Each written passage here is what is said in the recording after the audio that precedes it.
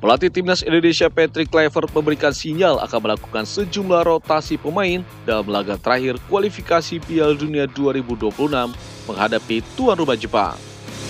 The possibility is there that I'm going to have some changes, but we will see tomorrow's game.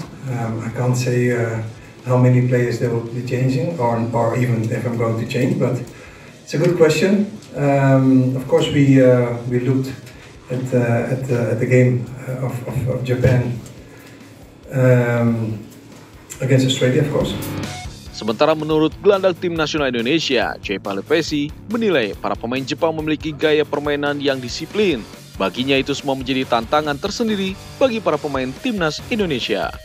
I look at Japanese players everywhere around the world. They are always really disciplined, in my opinion. That's a positive thing. I like that to see. Really skillful, really technical. They can turn really quick. So yeah, it's going to be a serious job for us tomorrow in the game. But that's also what I like about it. You know, it's a big challenge against really good players, disciplined players. What I said.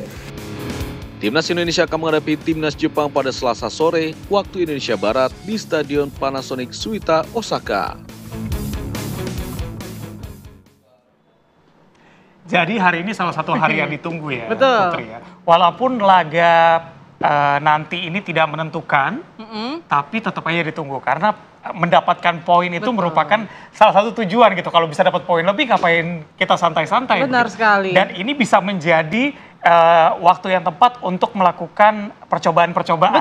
Betul, setuju. Tapi apakah nantinya akan ada percobaan atau perubahan rotasi pemain yang akan diterapkan oleh pelatih atau coach Patrick Kluivert? Nanti kita tanyakan ya kepada para pakar nih. Sudah ada narasumber yang hadir di studio, ada Bung Gita Suwondo, pengamat sepak bola. Selamat pagi Bung Gita. Pagi, Sehat, Putri Bung? Reza, sehat. Semangat ya. Harus.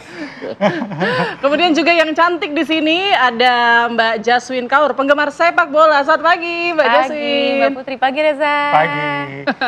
Dan juga melalui sambungan Zoom yang saat ini berada di Jepang, Effendi Ghazali, penggemar setia sepak bola. Selamat pagi Bang Ege. Selamat pagi Reza, Putri. Saya tidak sendiri, saya bersama dengan La Grande Indonesia, ada juga Hairil Anwar ya dari Ultras Garuda. Dan ini semua teman-teman, lihat ya, ada Habib Umar, jauh-jauh dari, ini Garuda Timur Tengah ya, Garuda Qatar. Kemudian ada Mualim dari Solo, Wong Solo, Mas Mualim, Rio Klaten, kemudian Dies dari Jakarta, kemudian Jocelyn dan Pama dari Bandung dan Julio Bandung juga, komplit kami di sini ya. Wih, rame tuh Bang Ege. Boleh deh persiapan supporter di sana langsung Bang Ege. Jelaskan ke kita seperti apa. Apakah nanti ada yel-yel, kemudian juga ada apa saja atribut-atribut yang akan dibawa nih buat mendukung timnas kita di sana. Oke, Reza dan Putri supaya adil. Anda persiapannya bagaimana? Persiapannya. Afif. Selamat malam Mbak Putri, selamat malam. Selamat pagi. Selamat pagi Mbak Putri, selamat pagi Mas Reza, dan selamat pagi seluruh pemirsa TV One dimanapun Anda berada. Saya sekeluarga serta teman-teman dari Middle East, dari Timur Tengah, datang sengaja ke Osaka dengan meyakini bahwa 3 poin akan kita dapat. Insya Allah nanti malam kita akan menang. Oke. Begitu dari kami. Wong Solo ya, Solo nih, Wong Solo istimewa. Gimana? Semangatnya nanti buat menyambut nanti. Ya, Untuk Indonesia hari ini. nanti kan teman-teman bikin ini ya, teman-teman kan bikin teman-teman kan bikin koreografi katanya, nanti akan kumpul-kumpul ya. Anda sendiri gimana? Semangatnya nanti? Ya harus semangat dong. Hujan loh ini Wong Solo. Terjang lah. Oh, hujan juga diterjang ya. Ada Jocelyn, coba tampil aja di depan. Ya. Kalau di sana ada yang cantik, di sini ada Jocelyn juga ya. Halo, semangat. Terus, dia. Boleh. Apa persiapannya kata Reza dan Putri? Persiapan dari info dari teman-teman Lagarde sendiri, nanti ada koreografer yang kita siapkan. Nanti mungkin nanti biar surprise, nanti teman-teman silakan melihat di layar kaca masing-masing.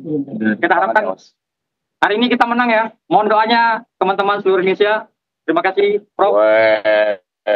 Begitu persiapannya. Jadi nanti ada teman-teman yang menyiapkan koreografi, tentu saja disesuaikan dengan apa yang menjadi peraturan untuk nonton bola di Jepang.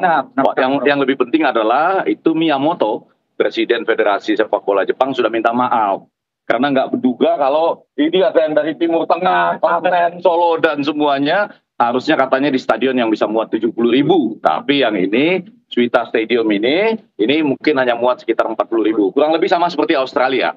Demikian Reza dan Putri.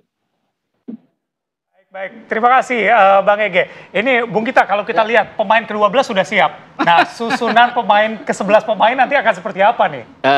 Agak susah ya nebak apa yang ada di pikirannya Patrick Kluivert, karena ini pertandingan yang sebenarnya sudah tidak menentukan apakah kita lolos atau enggak.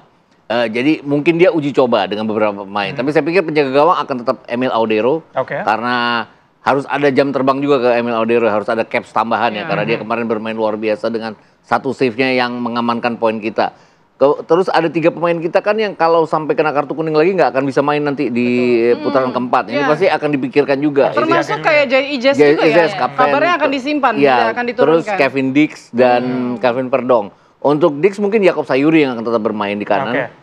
Terus ada Dean James ya di kiri, back kiri kita. Nah tanda tanyanya ada Jay Ijes. Kenapa? Karena kemarin dalam latihan terakhir kan Rizky Ridho cedera. Otot hamstring, tapi nggak tahu apakah dia bisa main atau enggak. Kalau dia nggak main, riskan mungkinnya kalau tidak memainkan Jay Ijes. Miss Hilgers pasti akan main, tapi ada Jordi Amat juga kan di sana. Jadi mungkin saja Miss Hilgers, Jordi Amat dan juga Hubner. Tapi pasti itu akan berkurang ya komposisi kekuatan lini belakang kita. Trio ini kan udah solid banget ya. Iya betul. Kalau kita lihat kan kita clean sheet dalam 4 pertandingan yang dimainkan di GBK dengan adanya Rizky Ridho, Jay Ijes dan juga Justin Hubner.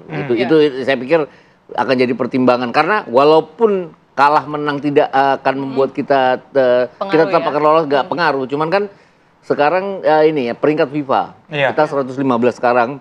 Kalau kita kalah kita akan turun ke 119.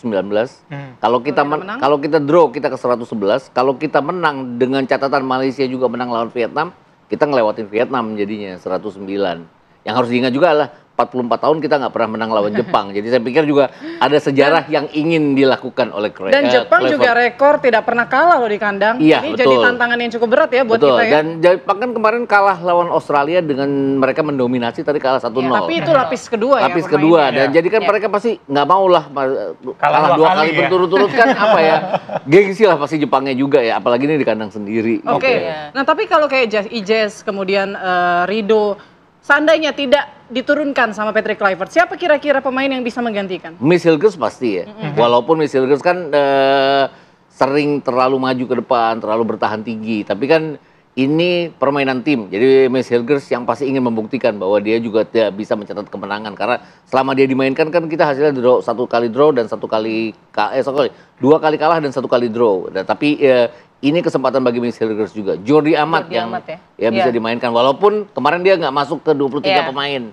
Tapi mungkin aja dia akan dimainkan sekarang. Karena kan 23 pemain itu sudah akan didaftarkan kemarin pada saat setelah latihan terakhir. Dan dengan Rizky Ridho cedera hamstring, rasa-rasanya akan risiko kalau dia dipaksakan bermain. Betul.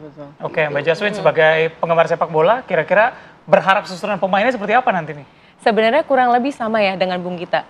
Kemungkinan bisa jadi Patrick Kluivert akan mencoba kombinasi pemain yang baru karena ini kan bisa kita bilang laga uji coba juga untuk mencoba kombinasi yang baru. Tapi di satu sisi saya juga pingin Patrick Kluivert tuh memainkan best starting 11-nya mereka.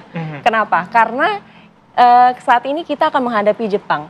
Kita bisa bilang menghadapi Jepang adalah menghadapi negara selevel dengan Piala Dunia. Di sini bisa menjadi tolak ukur sejauh mana sih timnas Indonesia itu bermain dengan tim selevel Piala Dunia. Seperti itu sih. Oke. Nah tapi kalau ngelihat pertandingan Cina kemarin kan memang banyak kayak pemain-pemain Liga 1 yang diturunkan sebagai starter. Misalnya Kambuaya juga bermain bagus kemarin. Nah bagaimana dengan permainan hari ini? Perlu nggak rasa-rasanya dikasih kesempatan lagi untuk pemain-pemain baru Liga 1? Iya, rasa-rasanya iya ya. Kalau Rizky Ridho tidak cedera pasti dia akan dimainkan. Marcelino Ferdinand kan udah bisa main lagi. Jadi itu 2 pemain Liga 1.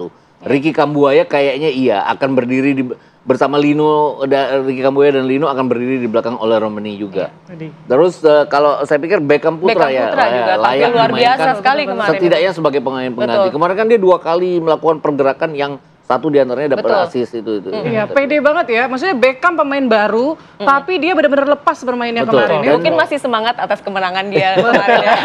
Jadi langsung sepanjang musim kan dia bagus kan. Bersama Persib, terus dia membuktikan kemarin bahwa caps internasional pertamanya untuk tim senior, dia membuktikan bahwa dia bisa bermain di level yang sama dengan para pemain diaspora. Betul. Oke, ini bermain melawan Jepang, kira-kira antisipasi apa yang harus dilakukan oleh Kluivert, Ibu?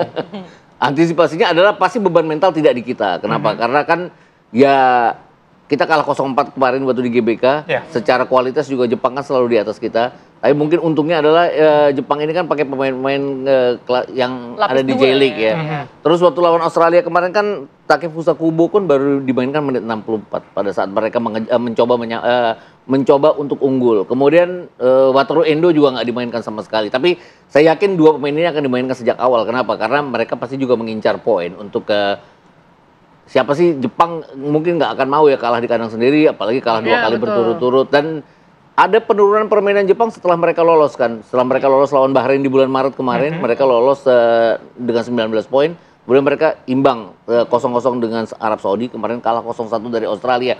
Artinya 2 pertandingan terakhir mereka nggak bikin gol. Nggak mungkin mereka akan terus kalah akan terus tidak bikin gol tuh kayaknya bukan Jepang karena banget. Karena kan ranking mereka juga kan udah turun saat ini kan. Iya, gitu, betul.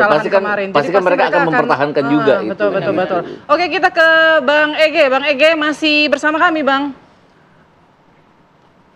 Halo, gimana?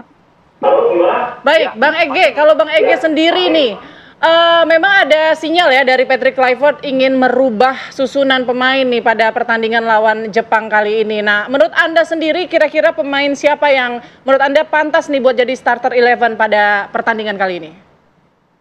Ya, ada 3 hal. Yang pertama, sebetulnya kan Kluivert ini sedang punya the winning team, ya. Tim yang bisa mengalahkan Bahrain, bisa mengalahkan Cina. Jadi artinya ada the winning team, kemudian tambah kemewahan sedikit lagi, di mana sudah ada beberapa pemain yang bisa kembali. Martin Paz bisa kembali, Marceng ya, Marcelino bisa kembali. Jadi ada kebebasan. Yang kedua, ini uji coba yang paling mahal loh ini.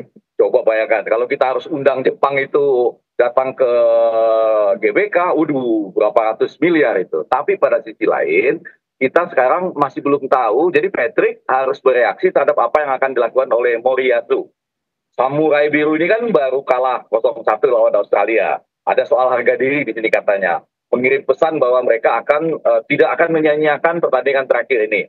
Kita tahu bahwa mungkin ya, saya nggak tahu, Endo memberikan konferensi pers, tapi apakah dia main atau tidak ya. Kan mereka kehilangan Endo, Mitoma, dan kemudian Minamino ya waktu bermain melawan Australia. Tapi secara umum kan masih komplit. Ada Tani di belakang, kemudian ada Machida mungkin cedera, Watanabe ya, kemudian juga ada Fujita, Sano di tengah, dan di depan itu mungkin Kubo akan kembali bersama dengan Machino dan Kamada. Jadi ini membutuhkan reaksi yang cerdas dari Kluivert, seperti tadi yang dikatakan oleh kita. Ini pokoknya seri aja sebetulnya sudah luar biasa ini. Mereka kan ranking 16, kita 116. Kalau mereka kalah, makin bertambah kurang mereka setelah dari Australia. Malah kita seri saja bisa tambah lebih besar.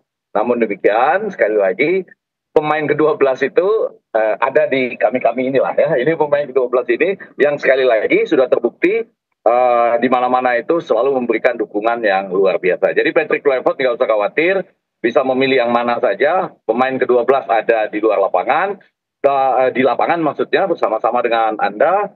Walaupun sekali lagi tadi kita sebetulnya punya rekor lumayan juga lah lawan Jepang ini ya, 9-5-2. Kalau dihitung-hitung yang lalu-lalu 9 kali menang, kalah, 5 kali menang, pernah 2 kali seri. Tetapi memang di yang paling terakhir ini, 2 tahun terakhir setelah 2024 kita kalah 1-3 dan terakhir itu 0-4. Demikian. Oke, baik. Kalau misalnya kita ngomongin ini laga uji coba bukan sebagai penentuan, sebenarnya kan bisa melakukan utak-atik pemain. Betul. Begitu ya. Kira-kira seberapa besar peluangnya bagi Patrick Kluivert untuk utak-atik pemain dan menghasilkan hasil yang lebih bagus lagi? Bang Ege mungkin bisa dijawab usai jeda, tetap bersama kami di Apa Kabar Indonesia Pagi.